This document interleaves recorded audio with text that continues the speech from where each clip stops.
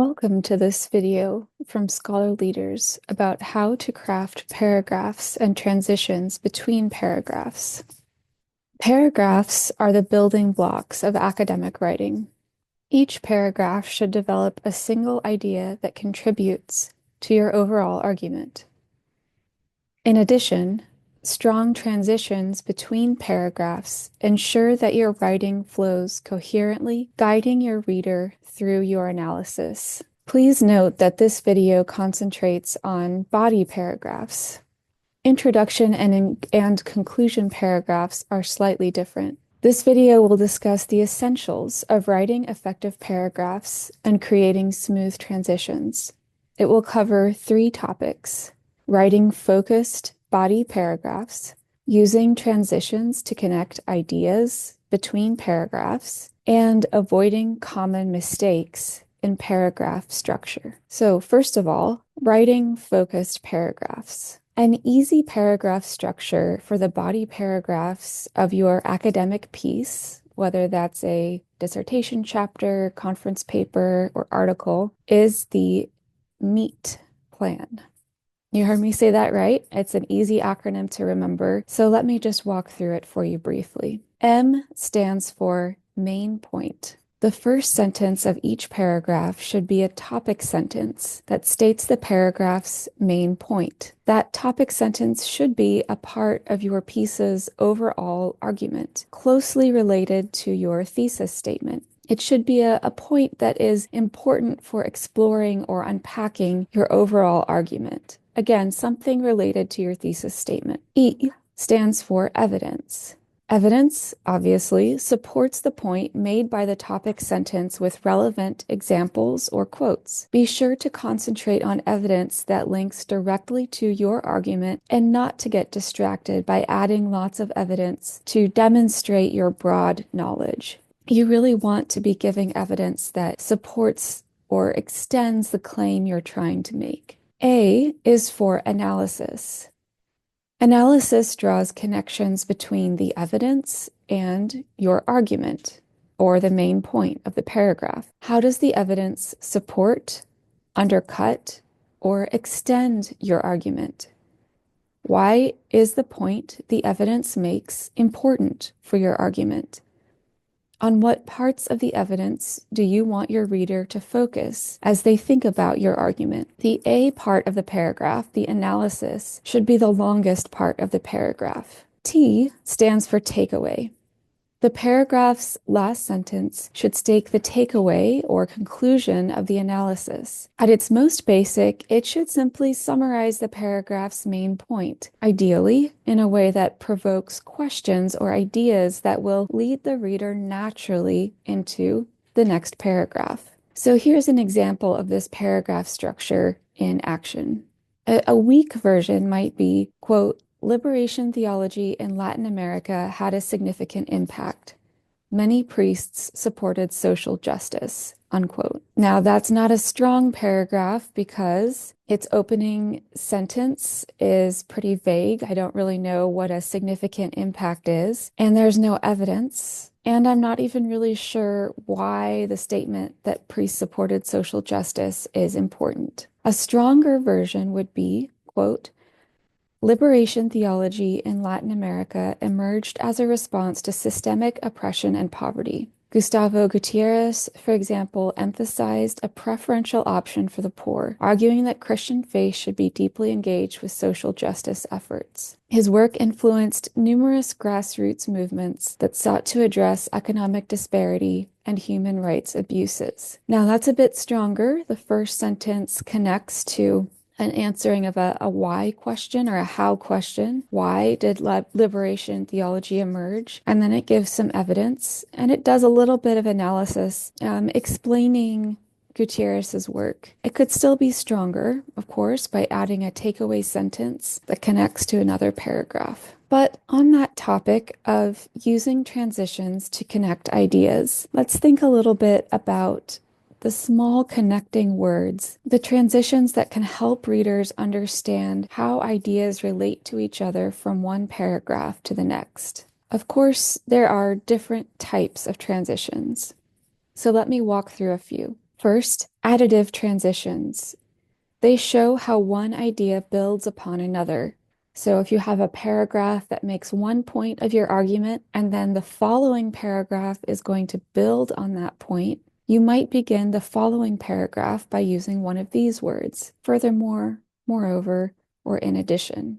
On the other hand, you might have one paragraph that makes one point and then a following paragraph that makes a contrasting point. So you might use a contrastive transition word to highlight the difference between the two paragraphs. However, on the other hand, which I just used, and conversely, are examples of contrastive transitions. Next, we have causal transitions. So if you have a paragraph that makes a certain point, and then you want to show that your next idea is a result or a consequence of that point, you might begin the second paragraph by saying, therefore, thus, or as a result. And perhaps most basically, if you're just trying to show a sequence of ideas from one paragraph to the next, you might use words like first, second, third, then, or finally, or in conclusion. So here's an example of transitions between ideas.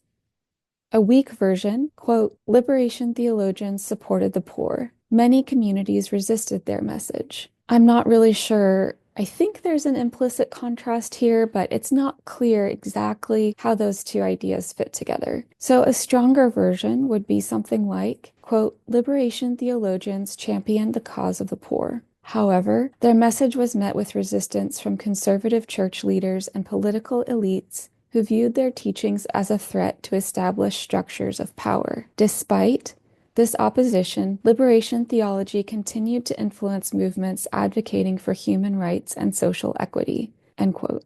So in that paragraph, however, and despite are both contrasts that demonstrate or that help the audience to follow the movement of ideas. So I've covered a basic paragraph structure, the meat structure, and I've given a few examples of kinds of transitions between paragraphs or ideas. I want to close by discussing how to avoid common mistakes in paragraph structures. One common mistake is the overly long paragraph. Now, you know that a paragraph is too long if it occupies a page or more. If you've written a paragraph in your drafting stage that's a page or a page and a half, you should probably break it into at least 2 paragraphs. Each of those paragraphs should focus on a specific aspect of your argument. And it's highly likely that you can trim that one long paragraph down into a single, leaner, more effective paragraph. You've probably got quite a bit of repetition in there. So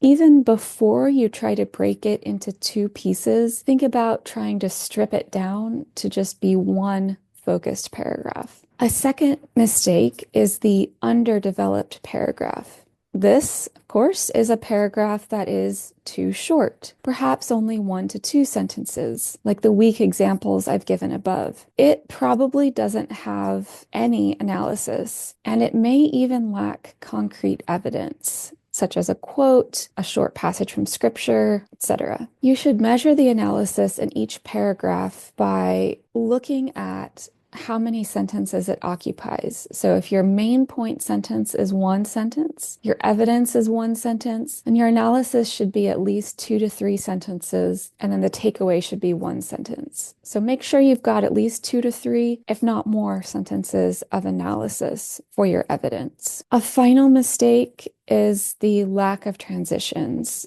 in which you jump from one idea to another without a clear connection. And that makes your writing confusing. So here I'll give just one more example. Quote, liberation theologians wrote books.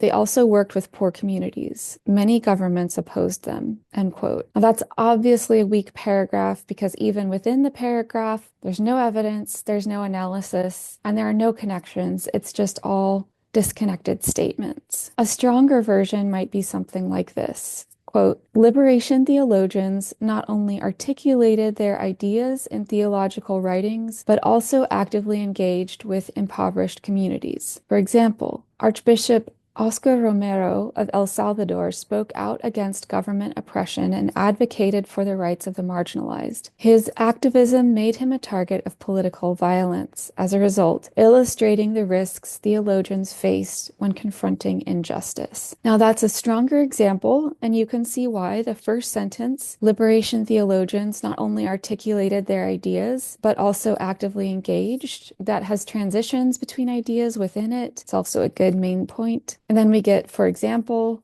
and then the sentence about the archbishop, which provides some evidence. And then we get the sentence as a result, which begins to do some analysis. Now, that paragraph could be even stronger by adding two more sentences of analysis, and then, of course, closing with a takeaway sentence that leads into the next idea. So even that example could be stronger. In conclusion, though, I just want to make a few final points. First of all, writing strong paragraphs and using effective transitions will improve the coherence of your academic writing. If you want to think about how to guide your reader through your ideas, paying careful attention to this structure and to transitions can really help that happen. I'd even recommend taking a draft of your writing, a hard copy, with a pen, and marking in each paragraph the M, the E, the A, and the T sentences. If you can't mark an M, an E,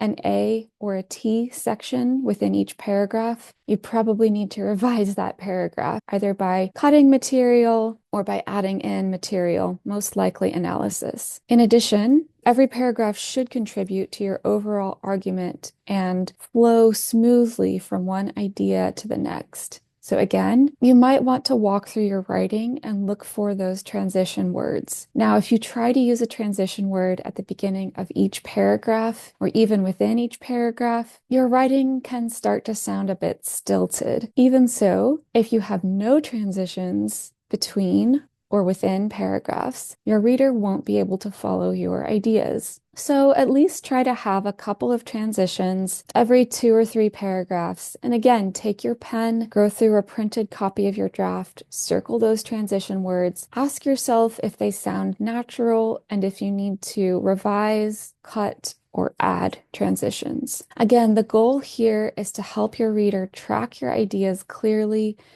and to track the movement of your ideas from one to the next. Thank you for listening to this short video, and I hope this information is helpful for you.